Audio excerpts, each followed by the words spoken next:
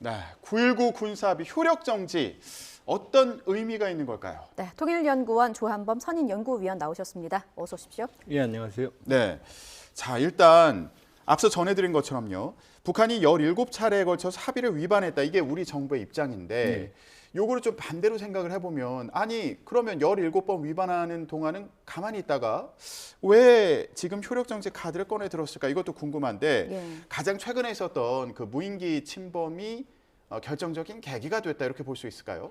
그러니까 단기적으로는 무인기 침범이 상당히 컸죠. 우리 이제 서울 북부 상공까지 들어왔으니까. 그러나 이제 9.19 군사합의가 2018년 9월에 체결이 됐죠. 예. 근데 이제 올 10월부터 상황이 바뀌었어요. 그 이전에는 이제 그 모두에 말씀하신 창린도 포격부터 한 2번 정도 위반을 했는데 10월부터 지금까지 석 달간 15번을 위반을 했습니다. 예. 그러면 기억나시겠지만 10월에는 우리 속초 앞바다 57km 해상의 미사일까지 발사를 했고 예. 그다음에 뭐 본인들 주장으로는 확인은 안 됐습니다만 울산 앞바다에 전략 순항 미사일 2발을 발사했다. 전략 순항 미사일은 핵탄두 탑재가 가능해요. 예. 그다음에 9월 말부터 10월 초까지 7차례 전술핵 운용 부대 훈련을 김정은 지도했는데 그때 모두 핵탄두를 탑재해서 남한을 모의 공격하는 훈련을 했거든요. 그러니까 선을 넘은 거죠. 그리고 집중적으로 도발을 하고 있기 때문에 그다음에 이제 이번 전원회의에서도 올해 무력 도발을 더 하겠다는 의지를 분명히 지금 밝힌 거거든요. 예. 그러니까 여기에 대한 맞대응의 성격이다 이렇게 볼 수 있죠. 그러다 보니까 일각에서는 폐기해야 되는 거 아니냐 뭐 이런 주장도 좀 나오고 있습니다. 그래서 폐기 선언은 혹시 안 하는 건지 못 하는 건지 좀 의견이 분분한데 어떻게 분석하십니까? 물론 이제 남북한 간에는 특수관계입니다. 예. 국가 간의 관계가 아니죠. 헌법상 그 한반도가 우리 다 영토니까. 그러나 북한은 유엔에 독립된 가입된 개별 국가거든요. 국제법적으로는. 그러면 국가 간에 준하는 사실은 암묵적인 관계를 형성하는데 국가 간에 체결된 모든 합의는 파기할 수 있어요. 그러나 이제 남북관계 발전법에는 어떻게 되어 있냐면 이 남북 간에 체결된 합의는 대통령이 일정 기간을 정해서 효력을 정지시킬 수 있다 이렇게 되어 있거든요. 그러니까 거기에 맞춰서 일단은 효력을 정지시킬 수 있다는 걸 검토하라 이렇게 얘기를 한 거고 예. 또 하나는 파기보다는 효력 정지가 이 수위가 낮거든요. 예. 아무리 북한이 도발을 한다고 하더라도 우리의 정당한 대응이라 하더라도 9.19 군사합의는 사실 우발적 충돌을 막아주기 위한 마지막 완충지대거든요. 그러니까 우리의 확고한 의지를 보여주는 북한이 이미 사실상 무력화시킨 여기에 대해서 우리 의지를 보여주는 건 좋지만 그러나 이걸 완전히 폐기한 거 우리가 먼저 했을 때는 이 우발적 충돌 가능성 또 우발적 충돌이 발생했을 때 예. 그 책임 소재 이런 문제가 발생할 수 있거든요. 그러니까 수위를 조절했다 이렇게 봐야겠죠. 예. 그러니까 아예 폐기를 해버리면 이제 어떻게 보면은 돌아올 수 없는 강을 건너는 거 아니냐 이제 이런 그렇죠. 우려가 있다는 말씀으로도 이해가 되는데 예. 이게 효력 정지나 폐기나 이 과정에서 국회 동의는 필요 없는 겁니까? 지금 남북 간 합의 중에 국회 동의를 받은 게 있어요. 그때 이제 김대중 노무현 정부 때 개성공단 뭐 이 관계된 남북 교류 때 그러니까 한 13건 정도 전체 합의의 한 5% 됩니다. 이거는 대통령 행정명령으로 마음대로 뭐 폐기나 효력 정지를 못 시켜요. 네. 합의 자체가 이제 그렇죠. 국회 비준을 받았다는 말씀. 그러니까 비준을 받아야 됩니다. 예. 근데 나머지 95%는 대통령 대부분 대통령이 판단에 따라서 기한을 정해서 효력을 정지시킬 수 있고 말씀드렸지만 남북관계 발전법 차원을 넘어서면 폐기도 사실 불가능한 건 아니라고 볼 수 있어요. 그러니까 이 합의 자체가 국회 비준을 받은 게 아니기 때문에 대통령이 행정명령을 통해서 이후에 조치도 할 수 있는 거다. 그렇죠. 근데 이제 지금 요 상황과 볼 때는 9.19 군사 분야 합의만 있는 건 아니에요. 예. 지금 여기 연동된 게 4개거든요.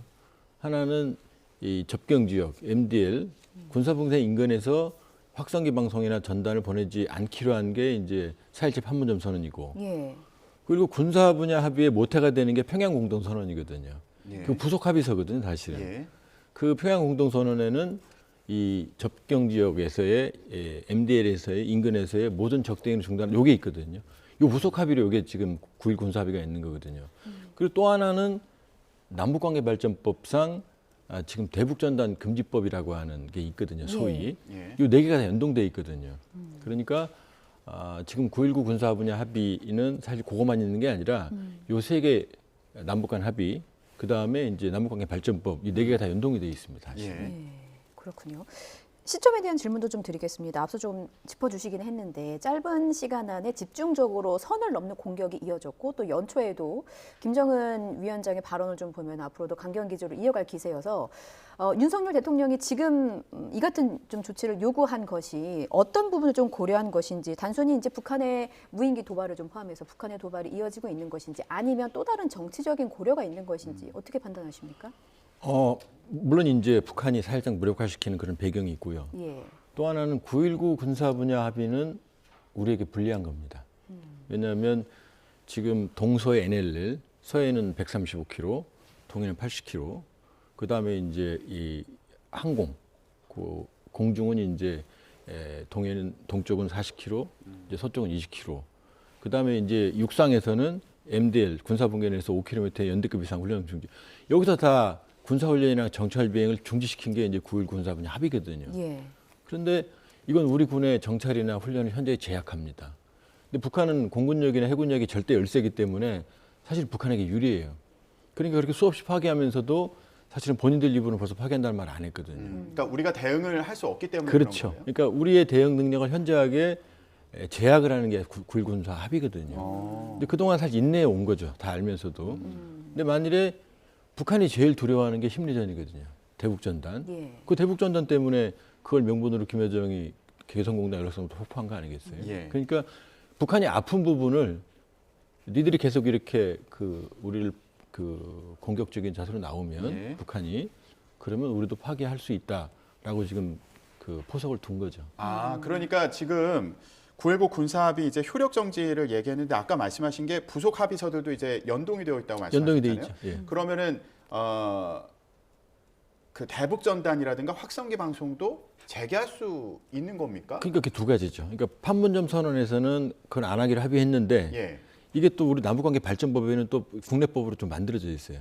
지금 위헌 소송이 지금 제기 중이고요. 그러니까 이걸 파기한다고 하더라도 국내법은 또 남아 있는 거죠. 국내법으로 확성기 방송이나 아니면 대북 전단을 보내는 걸 그렇죠. 못하도록 되어 있는 거고. 대북 전단은 못하게 돼 있는데, 어. 근데 또 어떤 문제가 있냐면 예. 이 상황 자체가 지금 여기에 대한 여론이 지금 나뉘어져 있고 지금 근원이 될 수 있는 남북 간 합의 자체가 무효가 된다 그러면 이 국내법도 이제 근거를 점차 상실할 수 있는 상황이 돼버리는 거죠. 그렇군요. 이 부분은 이제 시간을 두고 좀 살펴봐야 될 것으로 보이는데 왜냐하면 해석의 여지가 있어 보여서요. 그렇죠. 예. 그런데 일단은 9.19 남북 군사 합의를 이제 효력을 정지하겠다 이러면 북한이 뭔가 또 도발을 했을 때 우리도 더 적극적으로 대응할 수 있는 어떤 환경이 조성되는 게 아닌가 싶습니다. 그러면 일단 북한 상황이 어떤지 봤으면 좋겠는데 최근에 북한에서 뭐 열병식을 준비한다 이런 얘기도 예. 있고요. 추가 도발할 가능성 없습니까? 매우 높습니다. 왜냐하면 북한은 지난해 9월 말 10월부터 대미 공세에서 대남 공세로 완전히 전환을 했어요. 예. 그러니까 미국에 대한 압박을 하다가 미국의 움직임이 없으니까 지금 북한이 원하는 건 북미 협상입니다. 대북제 제재를 위한 다시 하노이로 돌아가는 거죠. 예. 근데 미국이 안 움직이니까 지금 남쪽으로 공세를 바꿨거든요. 예. 그러니까 지금 15차례나 9.19 군사분야 합의 10월 이후에만요. 집중적으로 지금 한 달에 5번꼴로 지금 위반을 하는 거거든요. 예. 그다음에 전원회의에서도 지금 올해 이 대남 공세, 특히 이제 12월 31일이죠. 초대형 방사포 30문 증정식에서 김정은 입에서 이게 남한 전역이 사거리다. 핵탄두 탑재도 가능하다. 예. 이건 핵탄두 탑재해서 남한을 공격할 수 있다는 얘기거든요. 그러니까 올해도 이미 예고를 한 거예요. 예. 그러니까 그러니까 약한 고리기 때리기 전략. 북한은 이제 미국을 움직이다 안 되면 한반도에서 긴장을 고조시키는. 그러니까 남한을 약한 고리로 보거든요. 그러니까 그걸 이미 예고한 거고. 평양 미림 비행장은 이제 안 쓰는 우리 지금 김포공항 같은 건데 지금 안 씁니다. 안 쓰는데 대규모 열병식을 하려면 여기에 한두 달 전에 병력이 모이거든요. 예. 지금 한 12,000명 정도 최대 상당히 많은 병력이에요. 지금 모여 있다는 예. 얘기예요? 그러니까 가장 많은 그 대형의 열병식을 할 때 저 정도가 모이거든요. 그러니까 지금 열병식도 할 수 있고 또 하나는 북한은 지금 강경 노선을 천명했기 때문에 그럴 땐 북한도 물러서지 않아요. 그러니까 우리로서는 강경한 대응으로 9.19 군사분야 합의 효력 정지를 내놨고 이건 북한에게 아픈 부분이지만 그렇다고 해서 북한이 무력 도발을 중단할 가능성은 높지 않아요. 그러니까 9.19 군사 합의는 양날의 칼입니다. 하나는 우리의 강력한 의지. 왜냐하면 군사적 대결 구도에서 밀리면 안 되거든요. 근데 또 하나는 마지막 남북 간의 충돌을 막아주는 완충 장치까지 사라지면 남북 간의 한 라인이나 군사적 신뢰를 구축할 수 있는 채널이 없는 상황에서 이 오해에 따른 우발적 충돌 가능성이 더 커지거든요. 우발적인 충돌도 그렇죠. 가능하다. 그러니까 9.19 군사 분야 효력 정지는 양날의 칼입니다. 예. 시점이 지금 그 도발을 하는 것도 사실 북한은 정치적인 이슈와 계속 맞물리기 때문에 보니까 1월 8일은 김정은의 생일이 있고 2월 8일은 인민군 창건 기념일이 있더라고요. 예. 그러니까 어떤 시점을 노려서 가장 북한의 입장에서 뭔가 효과를 극대화하려면 어떤 시점에서 어떤 도발을 좀 할 것으로 예상이 됩니까? 사실 그동안 지금까지는 북한이 할 수 있는 그 선을 넘는 그 최대치의 도발을 해온 것 같거든요. 1월 8일 김정은 생일은 북한 달력에 빨간색 표시도 없고요. 예. 지금까지 김정은 생일을 기념한 적도 없어요. 그리고 지금 김정은이 전원회의에 정말로 형편없는 경제 성과를 내놓을 정도로 지금 인민들에게 보일 게 없거든요. 그러니까 1월 8일을 기념하기는 쉽지는 않을 거예요. 그러면 이제 이 정도 기한을 본다면 2월 8일, 그러니까 인민군 창건 75주년이 상당히 유력하고요. 예. 열병식은요. 그 다음에 이제 4월 15일 김일성 생일이죠, 태양절. 인공위성은 4월까지 쏜다고 그랬으니까 예. 그때는 인공위성 가능성이 있고 요 사이에 이제 여러 가지 화성 17형 왜냐하면 또 다른 ICBM 체계를 개발한다고 그랬으니까 예. 예. 그다음에 극초음속 미사일도 지금 완성된 건 아니에요. 몇 번밖에 안 써봤으니까. 그다음에 이번에 12월 31일 날 초대형 방사포 6연발이거든요. 그리고 30문이나 보여줬지만 이 다연장 방사포는 연발 사격이 가능해야 돼요. 예. 그런데 지금까지 6연발임에도 불구하고 처음엔 4연발이었거든요. 북한이 이 초대형 방사포를 3발 이상 쏴본 적이 없어요, 동시에. 그리고 지난번 12월 30일에 쏠 때도 8시 1분, 두 번째는 14분, 세 번째 15분이었거든요. 그럼 발사 간격이 다 다르잖아요. 예. 그럼 무기체의 신뢰성이 검증이 안 됐다는 얘기예요. 예. 그러니까 초대형 방사포도 또 쏴볼 가능성이 있죠. 그러니까 이런 다양한 올해도 국방력 강화를 천명했기 때문에 예. 대남 재래식 도발, 그 다음에 핵능력 고도화 이쪽을 지속적으로 할 거고 특히나 아마 대남 그 무력 그 도발의 수위는 예. 계속 높여갈 겁니다. 그러니까 우리를 상대로 한 그런 도발의 수위가 높아질 것으로 보인다 이렇게 말씀해 주셨는데 예. 그러면 일단 9.19 군사합의 이제 효력 정지를 검토해라. 또 침범을 하거나 이렇게 도발을 하는 경우에 그걸 검토하라고 이제 한 거잖아요. 그럼 만약에 이제 추가적인 도발이 있다면 그때 이제 바로 이 효력 정지를 하고 대응을 이전과는 다른 방식으로 하겠다 이런 의미입니까? 그럼 어떤 부분이 달라지는 겁니까? 그러니까 효력 정지하라도 아니고요.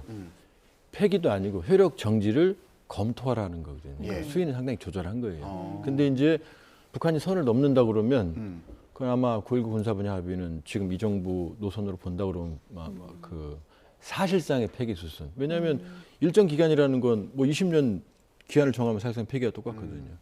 아마 일정 기간을 정해서 효력 정지할 가능성이 높고요. 예. 그러면 이제 우리 군도 대규모 이제 공세적인 체제로 전환하죠.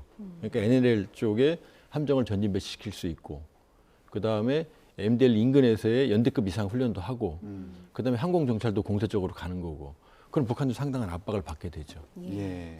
위원님 짧게요. 어제 이 뉴스가 너무 좀 뜨거워서 한번 여쭙겠습니다. 국정원과 물론 통일부가 뭐 확인할 수 없다고는 했지만 하루 종일 일본 요미우리 신문이 밝힌 리용호 전 외무상이 지난해 처형을 당했다. 이런 보도가 상당히 이슈였습니다. 제가 보기엔 신빙성이 상당히 낮아요. 그렇습니까? 왜냐하면 리용호를 잘 아는 북한 고위직들의 말에 의하면 리용호는 아주 신중한 사람이다. 그 어떤 실수도 안 하는 사람이다. 예. 두 번째 리용호가 영국 대사관, 지금 뭐 외무위가 영국 대사관 시절 얘기를 하는데 예. 2003년이거든요. 벌써 20년 전이에요. 그렇죠. 그다음 또 하나는 북한의 이 외교관들이 불법을 저지르는 데는 선진국이 아니에요. 주로 뭐 아프리카나 이런 정정이 불안한 나라거든요. 그러니까 영국, 독일, 프랑스 이런 데서는 불법을 저질 수 있는 가능성이 높지 않아요. 그다음에 외교관 4-5명이 동시에 처형됐다. 그럼 국가 반역죄밖에 없거든요. 근데 그런 일이 가능하지가 않아요, 북한에서는. 그리고 북한의 최고위층은 생각보다 부정부패를 못해요. 노동당에서 심하게 감시하기 때문에 조그마한 비리만 있어도 바로 이 처벌을 받습니다. 그러니까 장성택이 잔인하게 처형된 것도 바로 그 부분과 관계가 있거든요. 그러니까 리용 외상의 처형설은 제가 보기에는 신빙성이 상당히 낮습니다. 알겠습니다. 자, 윤석열 대통령이 북한의 무인기 침범 이후에 이제 9.19 군사합의 효력 정지를 검토하라고 이제 지시를 했는데요. 앞으로 미칠 파장에 대해서 좀 얘기해봤습니다. 통일연구원의 조한범 선임 연구위원이었습니다. 말씀 고맙습니다. 고맙습니다. 예, 고맙습니다.